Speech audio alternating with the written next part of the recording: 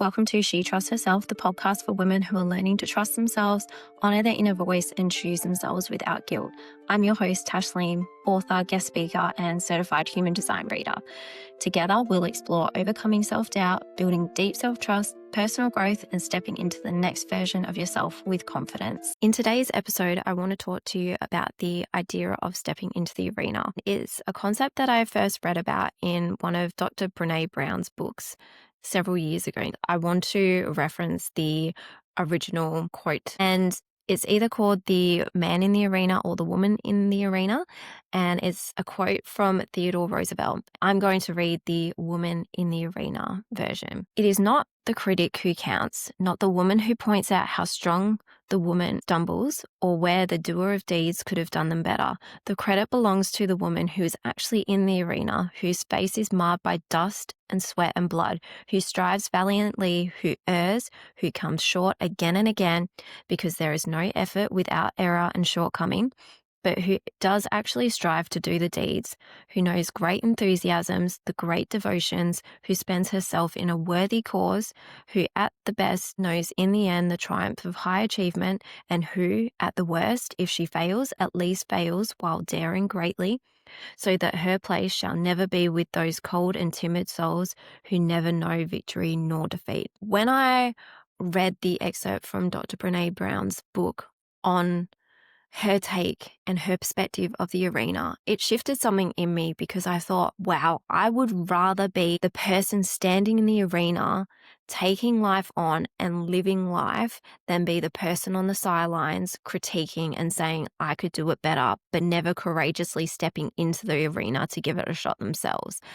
And for me, my interpretation of that is, if you are courageous enough to step into the arena and try, there's always going to be at least one person that will critique you. There will be people on the sidelines of your life, and even in their lives as well, that don't have the bravery or don't want to try. And that's a reflection of them, not you. And I know that sounds incredibly harsh to say, but there are people in life, I believe, that are doers, and then there are goners.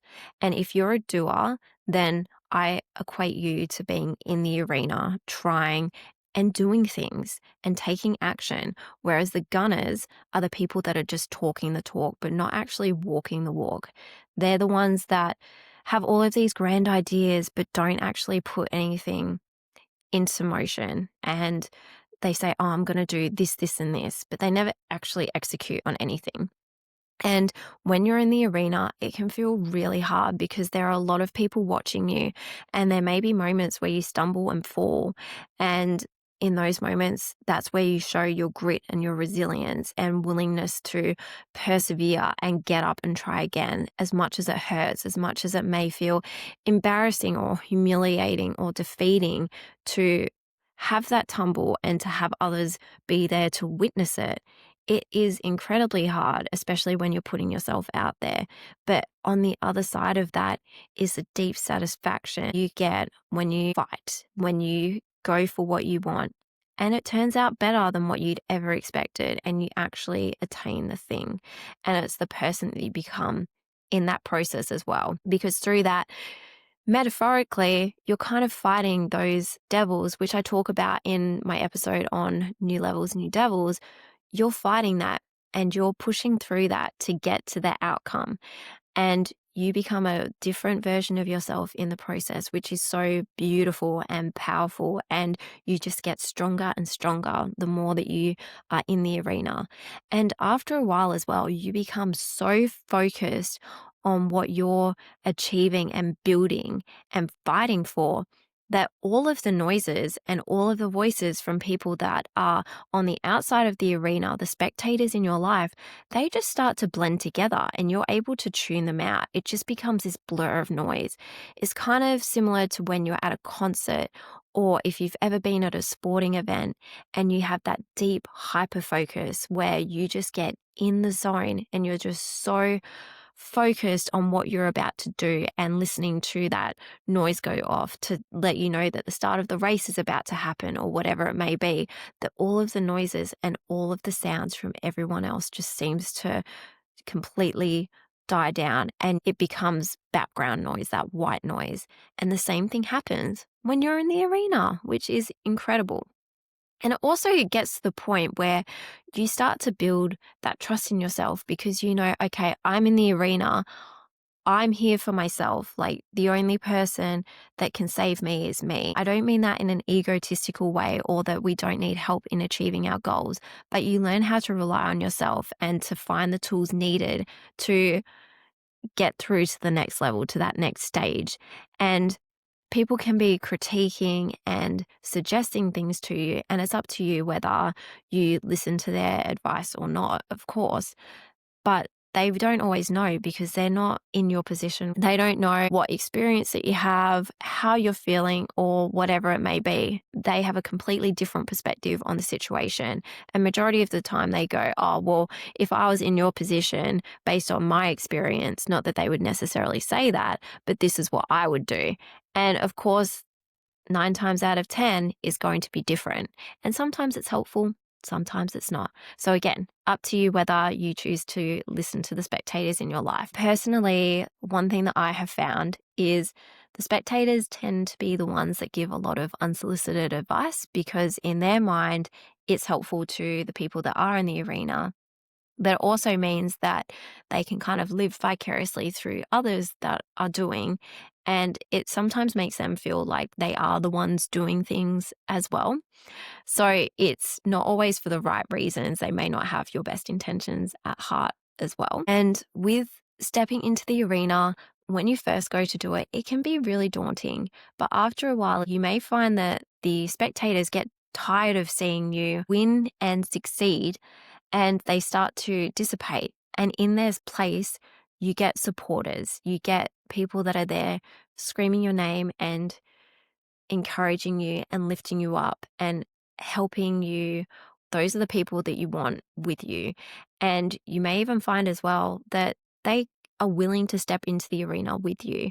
And that can be in terms of collaboration, attending events, listening to podcasts. I should be so lucky. Thank you to those of you that are tuning in and listening to this. So you will have people that are there to support you wholly and genuinely as well. And the longer that you spend in the arena, the more people that are going to pay attention and notice that you're for real and see your tenacity and your resilience and your grit and just all of the incredible things that make you you. So wherever possible, I would encourage you to step into the arena because that's where the transformation and evolution happens. And there will be times where you lose and there will be times where you win. And that's just the duality of life. We can't win everything. And honestly, speaking from experience, I think I've learned more about myself from the times that I have lost than the times that I've won. It's taught me how to be humble, how to be gracious in defeat, but also to go, okay, I can be humble and I can be grateful when I win, but also I'm not going to win every single time. And sometimes that's a reflection of my performance. Did I give my best? Did I coast?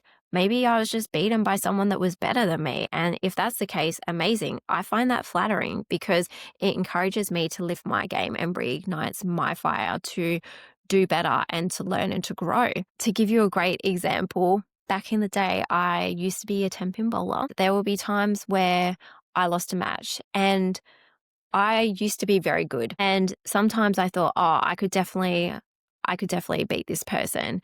And I would get a little bit cocky and complacent.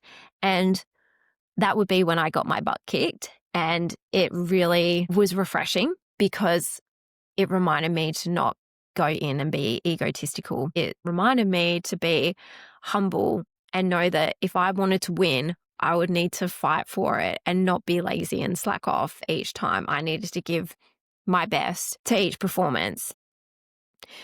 I'd encourage you to reflect on times that you have stood in the arena.